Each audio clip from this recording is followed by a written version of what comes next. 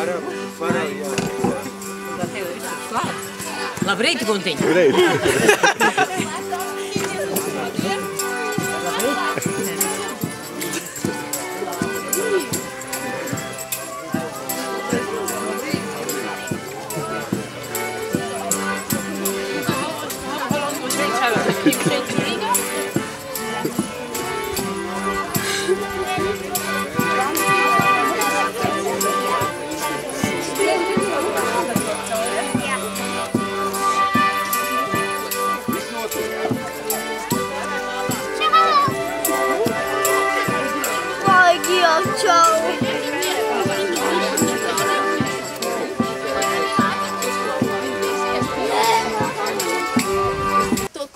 Tradīciju nests viena fantastiska sieva. Liesma nāca augšā, lai visi tevi redz, jo tā ir viena īsta kuldīdzniece 5. paudzē.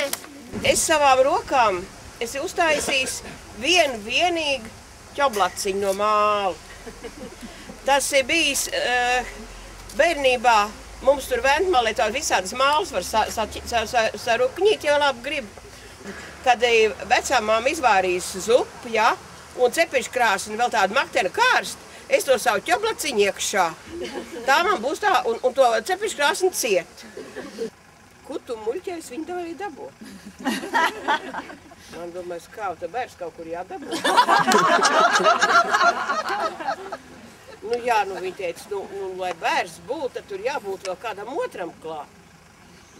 Kādam otram kauri jābūt klāt. Nu kā, nu mīlēn, nu vīrišķim jābūt klāt. Tev bijis kāds vīrišķis klāt? Mīlēns tagad tā domā. Viņš teica, jā, vienu vakar bija saimnieks. Es zīmējā, viņi nezināja, no kurienes es teicu. Nu, un katru gadu tas biedkotāji taisa sacensības. Nu, ko viņi visu laiku paši tiek ar sevim galē, bet vienā reizē, domājies, nākuši tādu jaunu likumu, ka katrā komandā ir jābūt pa vienam sievišķam. Savādākos komandu vispār neiem pret. Un tagad viņi visi 4 uzrodās pie manīm sekretariātā un ņem man apvārdot zobus, lai es braucu līdz viņiem bļitkot, sēdēt uz lēdu. No sākuma es turējos ar rokām kājām pretī.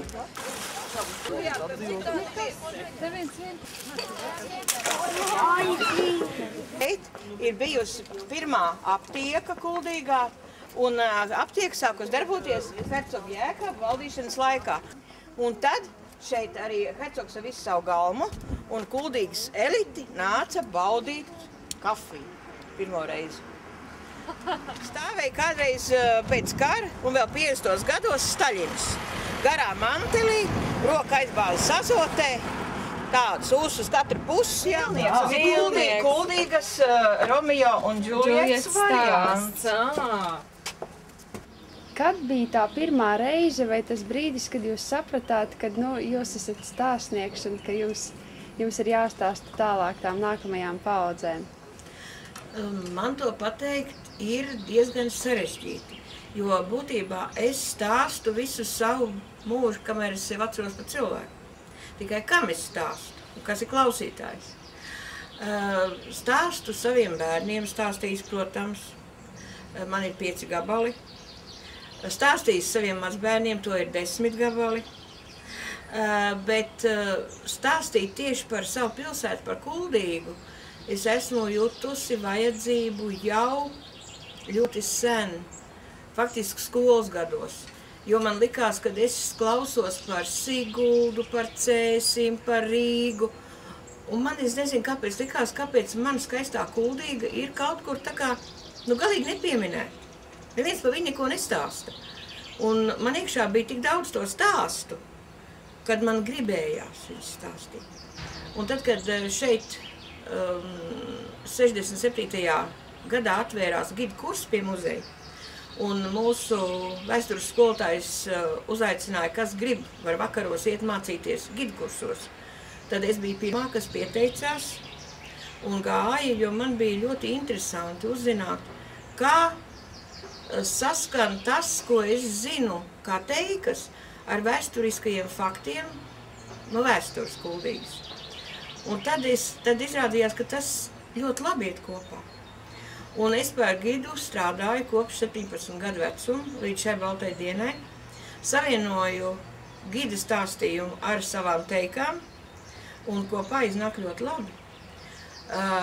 Oficiāls stāstnieks es esmu 7 gadus, kopš Grundviga projekta sākuma, pirmā Grundviga, kad man ieraudzīja vai saklausīja Gunts Pakauns un Māra Mēlēna un teica, klausies, tu esi gatava stāstīt.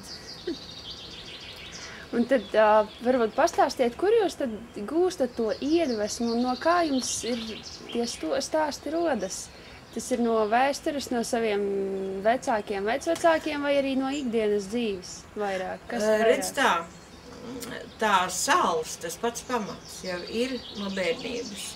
Jo man bija tā laime 5 gadus būt kopā ar savu vecmammu, kas nemācīja ne lasīt, ne rakstīt, bet kas bija stāstu tīne līdz malām pilna.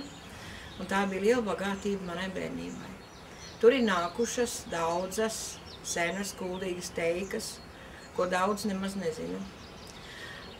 Bet stāstu var ieraudzīt arī ikdienā, tikai viņš jāredz. Tur jau tā stāstnieka īpatnība, ka stāstnieks saredz stāstu arī šodienas situācijās.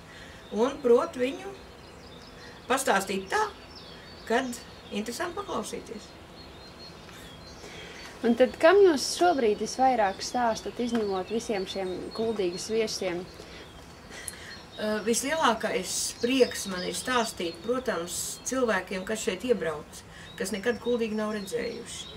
Un skatot Kuldīgu ar aci, redzot to skaistumu un apvienājot ar to dziļo vēsturisko un teiksmaino to lādiņu, es domāju, ka tas vienkārši ir neaizmirstami. Tad ar lielu prieku es stāstu mūsu skolas bērniem. Mums ir savi folkloras bērni. Arī man aicina uz klasēm, sākot no 1. līdz 12. Un šai publikai es stāstu ar ļoti lielu prieku, jo es gribu, lai viņi mīl Kuldīgu tāpat kā es, varbūt vēl vairāk. Un viena no teikām vēsta, kāpēc upīte, kas tek caur pilsētu, saucās Alekša upīte. Tas bija senos laikos. Kādam no pilsētas birģelmeisteriem bija stalts dēls vārdā Aleksis. Un Aleksis bija iemīlējies pilsētas galvenā maiznieku meistara meitā Marē.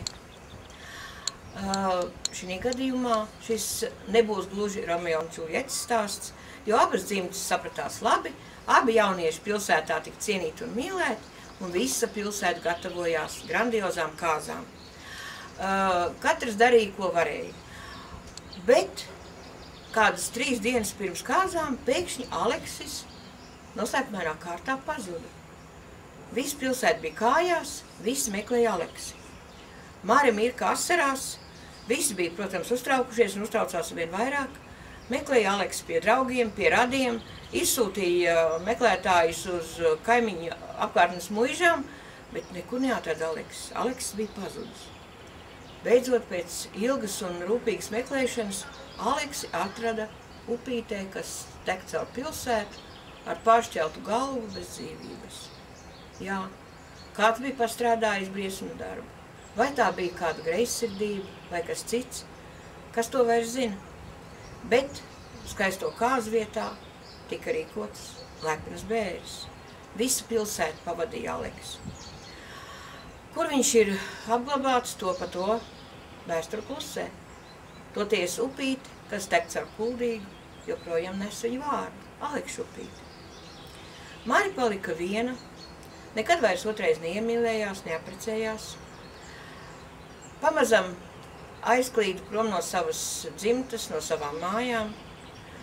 Dzīvoja viena, pelnīja iztiku ar kāršu likšanu un pievāca noklīdušus un pamestus kaķīšus.